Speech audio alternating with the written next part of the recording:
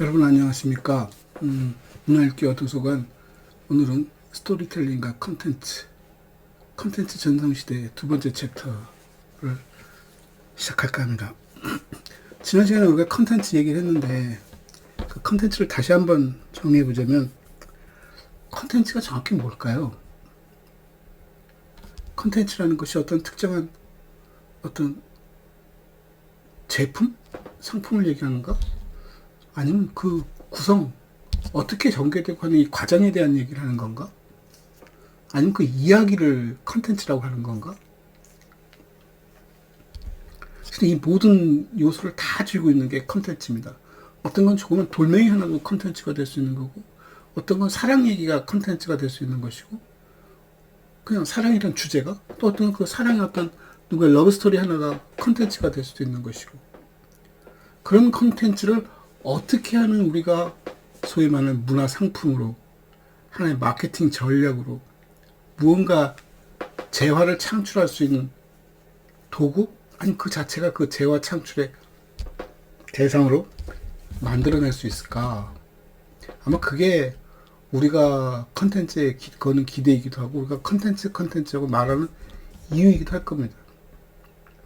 그러니까 급작스럽게 생겨난 말이 아니라 예전부터 있어 왔지만 그게 오늘날에 와서 특별한 기능을 하고 특별한 역할을 하고 특별한 효과를 만들어내니까 그걸 우리가 지칭해서 컨텐츠라고 부르는 거죠.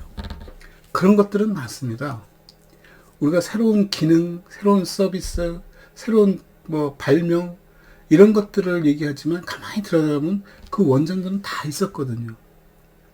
특히 발명을 얘기하다 보면 발명은 무에서 유를 창조하는 것 같지만 그 욕구라는 것이 숨어 있었고 그 욕구를 드러내는 다양한 시대에 따른 그 시대 기술에 최적화된 어떤 행동들이 누적되고 축적되어서 어느 순간에 이것이 증폭되면서 하나의 효과 있는 소위 가성비 높은 결과물로 나타날 때 우리는 그 대단한 발명이라고 말합니다. 아마 발명 특허를 뒤져보면 우리가 이 사회에서 알고 있고 잘 쓰이고 있고 돈벌이가 잘 되는 발명품 뒤에는 그 몇십 배 되는 몇백 배 되는 발명이라는 행위들이 존재했을 거라고 봅니다. 마찬가지로 컨텐츠가 아닌 건 없습니다. 우리가 아까 말씀드린 대로 지나가다 발에 툭 친 돌멩이도 컨텐츠가 될 수 있고요. 그 돌멩이가 굴러가는데 누가 웃었어 하는 그 이야기도 컨텐츠가 될 수 있고요. 거기서 어떤 웃음이라는 어떤 해학적 그런 키워드도 컨텐츠로 작동을 할 수 있습니다. 근데 그런 컨텐츠가 어떻게 우리에게 어필을 하지? 쉽게 말해서 우리에게 어떻게 다가오고 내 호기심을 자극하고 내가 손을 내밀고 기꺼이 돈을 지불할 수 있는 상품이 될 수 있을까? 컨텐츠는 상품인가? 아니면 컨텐츠는 그 과정을 담는 하나의 서비스를 말하는 걸까? 그것도 참 모호합니다. 우리가 길을 가다 보면 상점에 굿즈, 소위 말해 캐릭터 상품들, 유명 연예인의 카드라든가 인형이라든가 또는 그들이 입었던 옷의 어떤 그 액세서리라든가 이런 모든 굿즈를 포함해서 그 노래, 음악, 춤, 이야기 그게 포장해서 상품처럼 보이지만 그게 상품이 되기 위해서 겪었던 그 과정과 거기에 담긴 이야기들은 우리에게 그 단순한 하나의 상품, 하나의 인형을 넘어서서 그것이 주는 많은 희노애락이 담겨 있는 거죠. 저는 그런 것들이 컨텐츠라고 생각하는데 이 컨텐츠가 어떤 특정 소재는 대상물일 수도 있고 주제일 수도 있고 하나 어떻게 연결된 작은 스토리일 수도 있고 이런 것들을 어떻게 하면 어필하고 다가오게 하지? 저는 그게 스토리텔링이라고 생각합니다. 옛날에 있잖아 하면서 우리가 했던 얘기들은 그냥 옛날에 어떤 할머니 할아버지가 살았는데 시골 마을의 어떤 정치를 얘기하면서 그 할머니 할아버지에 얽혔던 얘기, 소위 말하는 혹부리 할아버지에 대한 얘기, 도깨비에 대한 얘기, 거긴 반전도 있고 긴장도 있고 결국 끝에는 해피엔딩으로 끝나고 이런 이야기들이 계속 회자되는 이유는 뭘까요? 익숙하기도 하는 것이고, 익숙하다는 얘기는 자연스럽게 다가오는 거죠.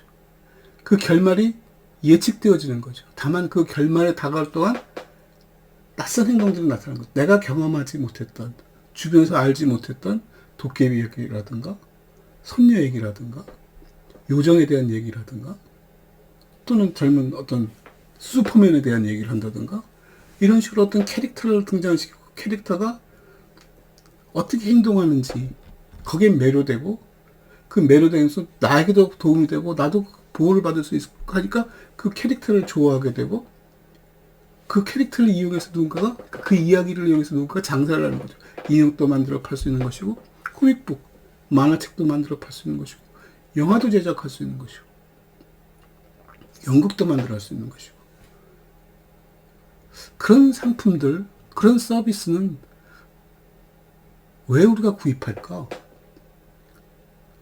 똑같은 볼펜을 한 자로 사는데 어떤 볼펜은 1,000원이고 어떤 볼펜은 100원이야. 글을 쓰는데 불편하거나 글을 쓰는 게 다를까? 다르지도 않아. 근데 어떤 데는 인형이 하나, 그림이 하나 그려있고 미키마우스가 그려져 있으면 가격이 1,000원이 되면서 그걸 소장하고 있는 친구에게 뿌듯함을 주고, 내가 미키마우스를 좋아해. 나는 미키를 잘 알아. 미키만 잘 아는 게 아니라 미키마우스 때문에 난 디즈니랜드도 가봤어.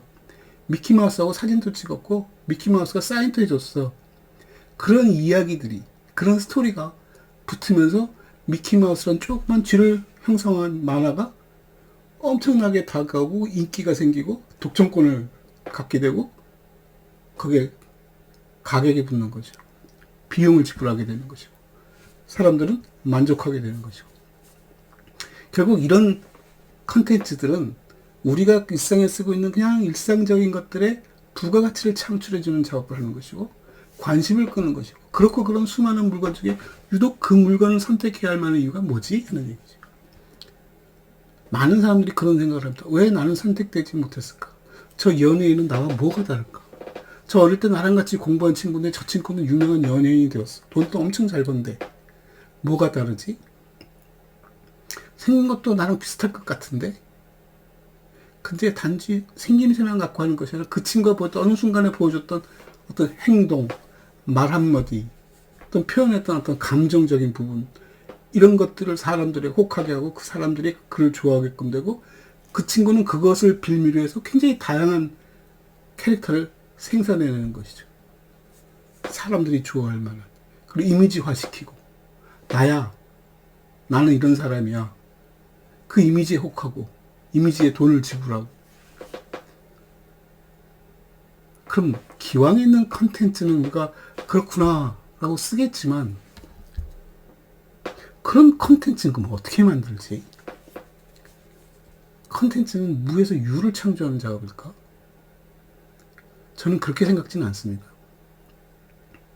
컨텐츠는 그냥 우리 정서, 우리 문화, 나의 삶, 오징어 게임 속에 나오는 한국의 고유한 게임들이 인기를 갖고, 공깃돌놀이, 아니면 이 뭡니까?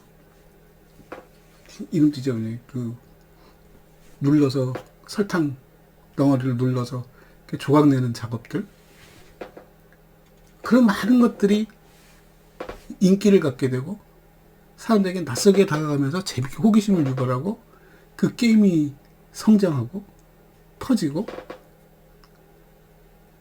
그 정서가 전달되는 거죠. 다른 문학, 문명과 문학으로 전이 되면서 거기에 또 편입되어지고 그렇게 또 스스로 성장해가고. 그래서 문화는 절대 독립적이지도 않을 뿐만 아니라 문화는 우월성 있고 저급한 문화가 있는 것도 아닙니다. 그냥 호기심에 의해서 전달되어지는 거죠. 차별성에 대한 얘기를 하는 거죠. 옛날 아라비안 나이트에 보면은 어떤 사람은 한 지역에서 다른 지역으로 쭉 전달해 주잖아요. 그럼 이 사람이 입었던 옷, 들고 있었던 자기 빵, 이 행세, 이 모두가 다 그 사람들에게 낯선 것이 되는 것이고, 그걸 잘만 활용하면 대박 나는 거죠. 그래서 예전에는 소위 국가들이 교통이 발전하지 않고 서로 떨어져 있었을 때는 미국에서 어떤 물건을 하나 갖고 들어왔으면 엄청 부러워하고 엄청 인기 있고 엄청 좋아하고 하는 그런 물건들이, 희귀한 물건들이 많았었습니다. 근데 시간이 지나면서 어느 순간 그런 물건을 갖고 있다 해도 아무도 거들떠보지도 않습니다. 이젠 발에 채이거든요. 그만큼 그 문화가 흘러가는 속도가 빨라지고 그 속도를 따라 들어오는 많은 그런 스토리들이, 컨텐츠들이 넘쳐나면서 이제 차별성을 만들어 간다는 훨씬 더 어려운 얘기가 되었다고 봅니다. 그러니까 좀 더 자극적이려고 하고 좀 더 극적이려고 하고 튀는 행동들을 하는 것이죠. 그래서 요즘 코미디 프로를 본다든가 드라마를 보고 있으면 굉장히 틀려고 합니다. 캐릭터도 전혀 상상할 수 없는 캐릭터들이 등장하고 그 캐릭터가 벌이는 이야기들도 전혀 주변에서 일어날 것 같지 않은 일들이 일어나는데 웬걸 몇 년이 지나고 나니까 그런 것들이 상품으로 해서 나오기 시작하고 주변에서 누구나 다 그렇게 살아가는 행동들을 하고 있는, 그게 문화라고 봅니다. 저는 결코 문화는 이 소위 말해서 이렇게 딱 고립된 속에서 성장하지는 않습니다. 이 고립된 것이 소위 말하는, 다르게 표현하면 지식 경영과도 맥을 같이 하고 있습니다. 지식을 경영한다는 것은 자기가 데리고 있는 자기 직원들의 머릿속에 들어있는 지식까지도 회사 거야를 주장하는 건데, 그 직원들이 갖고 있는 지식이 제대로 된 지식이고 쓸만한 지식이기 위해서는 지식을 계속 어떻게 줘야 합니까? 성장시켜줘야 하는 겁니다. 황금알을 낳는 거위처럼 저 거위 속에서는 얼마나 많은 황금이 있길래 매일같이 황금알을 낳을까? 한꺼번에 그걸 얻기 위해서 거위에 목을 치면 뱃속에는 아무 꿈도 없습니다. 계속 키워줘야 한다는 얘기죠. 지식경영과 마찬가지로 문화도 컨텐츠도 정체되고 고립된 속에서는 성장할 수가 없습니다. 우리가 요즘 K-팝, K-문화, K-음식, 그 얘기는 우리 것이 잘났다가 아니라 우리라는 이 포장을 통해서 계속 나가자는 거죠. 접촉하자는 겁니다. 우리 잘났으니까 우리 갖다 써가 아니라 계속 우리가 다른 문화와 접촉하면서 다시 피드백 받는 작업들이죠. 그래서 요즘은 유명한 아이돌 그룹에 보면은 우리나라 사람들만 구성되어 있지 않습니다. 일본 사람도 있고 동남아 사람들도 있고, 그래서 그 사람들이 어필하는 거죠. 그 그네들이 갖고 있었던 또 자기 속성이 우리 문화 속에 녹아 들어오면서 차별성을 만들어가는 거죠. 쉽게 얘기하면 낯설음을 만들어가는 작업. 일단은 우리 시장, 옛날 시장통 가다 보면 약장수가 와 있습니다. 약장수가 막 떠들 때 보면 시장에서 절대 해서는 안 되는, 실제로 일어나지 않는 그런 일들이 일어나는 거죠. 누가 그 TV 프로에서, 영화에서 얘기했지 않습니까? 라스베가스에서는 일어나지 않는 일들이라고. 그런 특이한 일들이 일어나고 관심을 끌고 사람들이 모이면 어느 순간 혹해서 그 사람들이 파는 약을 주머니를 열어서 사고 있는 자신을 발견하게 되는. 그러니까 그게 이입되어지고 그 낯선 것을 받아들이고 호기심 속에 빠지고 그것이 내 정서적으로 이입이 되어지면서 한 몸이 되어지고 같이 움직이는, 소위 우리 마당극 같은 것들. 마당극에 처음에 갑자기 불쑥 나타나고 소리 지르고 이게 뭐지? 하고 있다 보면 두리번 하다 보면 별별 일들이 일어나고 그걸 들여다보고 이입되는 어느 순간 같이 춤을 추고 앉아있는 자신을 발견하게 될 겁니다. 스토리텔링은 그렇게 엮여서 만들어가는 겁니다. 어떤 컨텐츠, 그 컨텐츠가 뭐 스토리텔링까지 다 담고 있다 하더라도 상관없이 계속 진화하고 변이하고 교류하면서 성장하고 있는 것. 저는 그런 것들이 다 컨텐츠라고 불리기도 하고 스토리텔링이라고 말하기도 하고, 그게 조금 나쁜 점은 또 있죠. 그 인문학자 한 명이 한 얘기가, 길을 가다가 무슨 집을 한 채 보면 저 집을 유명하게 만들 수도 있다. 어떻게? 이야기를 입힌다는 거죠. 이게 언제적에 지어진 집인데 그때 어떻게 지어졌는지 눈물 없이는 들을 수 없는 얘기야 하면서 슬픈 얘기를 들려주고, 그 슬픈 얘기 속에 저 속에 피어있는 꽃이, 저 나무가 그걸 담고 있는 신이야. 혼이 담겨 있는 거야. 그래서 거기다 관광지를 만들고 축제를 열고 상품을 개발하고 이게 파생되어 가면서 엄청 성장해지는 거죠. 그래서 관광이라든가 이런 분야에서는 이 스토리텔링 컨텐츠에 지대한 관심을 갖습니다. 이유는 하나죠. 차별성에 대한 얘기, 낯설음에 대한 얘기. 그렇고 그런 나라를 가는 것이 아니라 내가 그동안 경험해보지 못한 외국을 가는 것. 그것도 낯섦을 경험하러 가는 것이고 그 낯섦을 갖고 들어왔을 때 나만 독보적일 수 있는 거죠. 우리 주변 사람들 중에서 미국 가본 사람 있어? 서울역 가본 사람 있어? 예전에 그런 얘기도 있었죠. 남대문을 가본 사람이 있고 남대문을 가보지 않은 사람이 있는데 남대문은 말이야 하고 얘기했을 때 누가 더 설득력이 있을까요?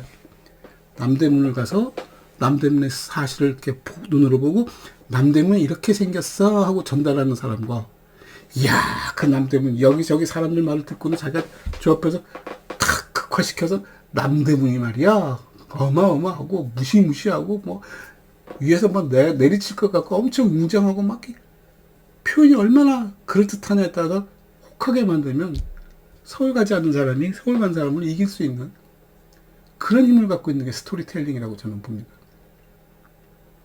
그래서 우리가 이런 얘기를 하는 이유는 우리 주변의 모든 삶이 늘 루틴하게 돌아가는 일상에서 조금이라도 벗어나고 싶고 그 벗어나는 속에서 솔직히 말씀드리면 안전하고 싶지 않습니까? 내가 누굴 때리고 싶어. 진짜 때리면 나만 손해이고 나만 다치지만 연극에서 그런 일이 벌어지면 같이 카타르시스하고 동일시하고 예전 할머니 할아버지들은 TV를 보시다가 막 들고 있던 부츠로 막 가서 때립니다. 저건 못된 것. 그냥 탤런트가 연기를 하는 것임을 다 알면도 어느 순간 이입이 되면서 못된 애가 되는 거죠. 그래서 탤런트들도 어떤 역을 맡느냐에 따라서 잘 풀리기도 하고 그렇지 못하다고 합니다. 그래서 이 챕터의 제 끝에다가 제가 독서 얘기를 갖다 붙인 것은 독서야말로 스토리텔링이 아주 극치라고 저는 생각합니다. 이유는 간단합니다. 영화를 본다든가 음악을 듣는다는 것은 직접 정서의 이 감성을 그대로 자극합니다. 보고 들으면서 느끼고 눈물 흘리고 공감하고 막 여기서 제일 좋은 거는 같이 부대끼는 거죠. 그 다음 좋은 건 눈으로 보는 거고 귀로 듣는 건데 글은 이건 글자를 깨우치는 것도 필요하고 깨우친 글자를 제대로 읽어서 이해하는 대목도 필요합니다. 굉장히 복잡한 지나는 과정이 필요한 것이고 오래된 연습이 필요한 것임에도 불구하고 일단은 글을 익히고 책을 읽을 줄 알면 그 다음에 진짜 가만히 앉아서 전 세계를 돌아다니는 거죠. 별별 사람을 다 만납니다. 지독한 괴물도 만날 수 있고 이쁜 사람도 만날 수 있고 친구도 만날 수 있고 사랑스러운 사람도 만날 수 있고 북극 같은 데도 돌아다닐 수 있고 극지에도 가서 뭡니까 적도지방에도 가서 더위에서 어떻게 사는지 뭘 먹고 사는지도 듣고 보고 느끼면서 한 번 더 순환시키고 한 번 더 상상하게끔 하고 한 번 더 그 머릿속에서 체험하게끔 만드는 굉장히 복잡한 과정이지만 그 효과는 그 결과는 상당히 크죠. 그래서 글을 쓰는 사람 보고 가만히 앉아 글 써 해서 써지는 게 아닙니다. 글 쓰는 사람은 많은 경험이 필요합니다. 그 경험을 어떻게 녹여내는 서울 가본 사람과 안 가본 사람의 얘기처럼 그 자기 경험을 어떻게 녹여내고 어떻게 표현하느냐에 따라서 위대한 컨텐츠가 될 수 있는 것이고 그렇지 못하면 그냥 그렇고 그런 기록으로 전락하겠죠. 그래서 독서를 한다는 것은 그 많은 사람들의 경험을 가만히 앉아서 느끼는 겁니다. 글을 읽고 이 글을 읽으면 그 글 속에서 나타나는 모든 어휘의 그 현란한 해석 속에서 또 나름의 자기 상상력을 발동시키기도 하고 해석상에 있어서 저 사람이 전달하고자 하는 것이 100% 공감이 아니라 조금 더 다르게 확대되어지기도 하고 변질되기도 하면서 또 다른 세상을 만들어가고 그래서 책 읽는 사람끼리 얘기를 나눠도 얘기가 무궁무진해지는 거죠. 그거 알아. 사실을 전달하는 거잖아. 자기 느낌을 전달하고 그 느낌 전달 속에는 또 다른 컨텐츠가 나오는 것이죠. 그래서 그것을 이어가기 위해서 또 본인도 여행을 다니고 많은 경험을 쌓고 그 경험을 통해서 많은 것들을 입수하고 그걸 다시 글로 토해내고 그 소리로 낼 수 있고 영상으로 낼 수 있고 그림도 그릴 수 있고 굉장히 다양하게 표현되어지지만 문자가 주는 것은 이게 한번 가공해야 하는 한번 소위 암호 해독하듯이 해독하는 작업이 필요고 해독서에 엄청난 뭐랄까 개연성이 존재하기 때문에 모호성이 존재하기 때문에 굉장히 컨텐츠가 계속 확장되어 갈 수 있는 여지를 갖고 있다. 그래서 컨텐츠는 스토리텔링이다 라고 말하는 것도 틀리지 않은 얘기 같습니다. 감사합니다.